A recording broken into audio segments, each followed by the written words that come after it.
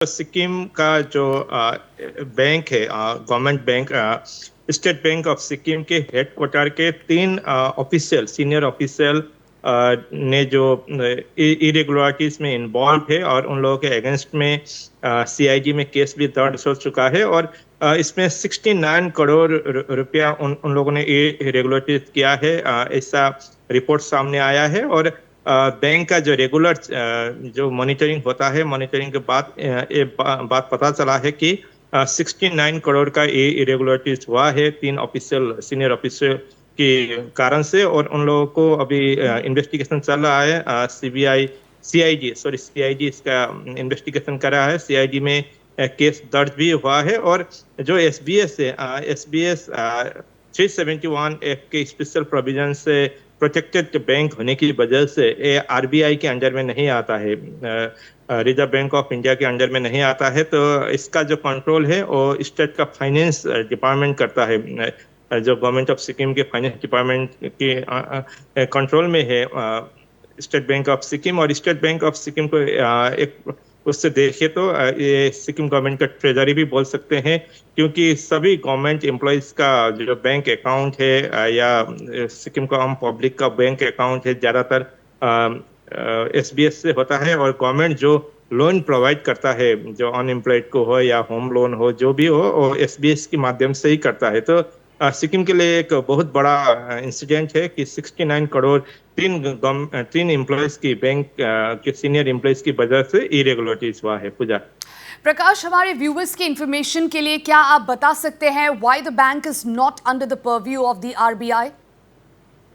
जी हाँ, ये बैंक 1965 में एस्टेब्लिश्ड हुआ था। तब सिक्किम में छोगल डायनेस्टी का रूल था। तब जो किंग था, तब के किंग ने ये बैंक को स्पेशल पावर यूज करके ये बैंक का एस्टेब्लिश किया था। और जब 1975 में जब सिक्किम इंडिया में मर्ज हुआ, तो जब 371 ए स्पेशल प्रोविजन के अंतर्गत सिक्किम इंडिया में मर्ज हुआ, तब ओल्ड लॉज की वजह से, जो पुराना कानून के कारण से इसको 371 एक्ट के अंडर में लाया गया। तो इसके लिए अभी भी आरबीआई के अंडर में नहीं है। और एक कंट्रोवर्सी सिक्किम में हमेशा है कि एसबीएस को आरबीआई के अंडर में लाना है या नहीं। कोई लोग बोलते हैं इसको आरबीआई के अंडर में लाना होगा, कोई लोग बोलते हैं कि इसको आरबीआई के अंडर में लाएंगे तो सिक्किम का एक ओल्ड लॉज है वो खत्म हो जाएगा, और ओल्ड लॉज खत्म होगा तो 371 एक्ट का वायलेशन होगा।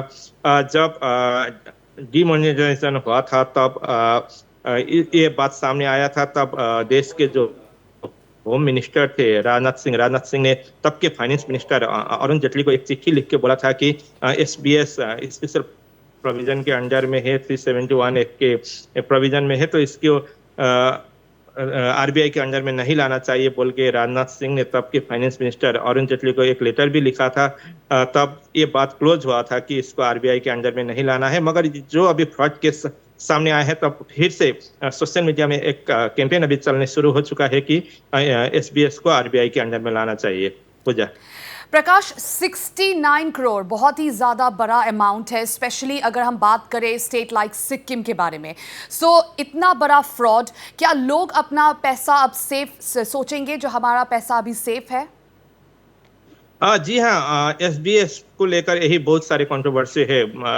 एक तो आरबीआई के अंडर में नहीं है, तो उसमें एक पॉलिटिकल दबाव तो उसका होता है। जो पॉलिटिकल लीडर जो सत्ता में होते हैं, उन लोग के अंडर में ही एक प्रकार से बैंक रहता है। और लोग वहाँ से अपने अपने लोगों को लोन प्रोवाइड करते हैं। कभी वो लोन वापस नहीं करते हैं लोग, तो पॉलिटिकली उसको फिर कुछ बेनिफिट दिया जाता है। ये बहुत सारी कंट्रोवर्सी एसबीएस को लेकर है।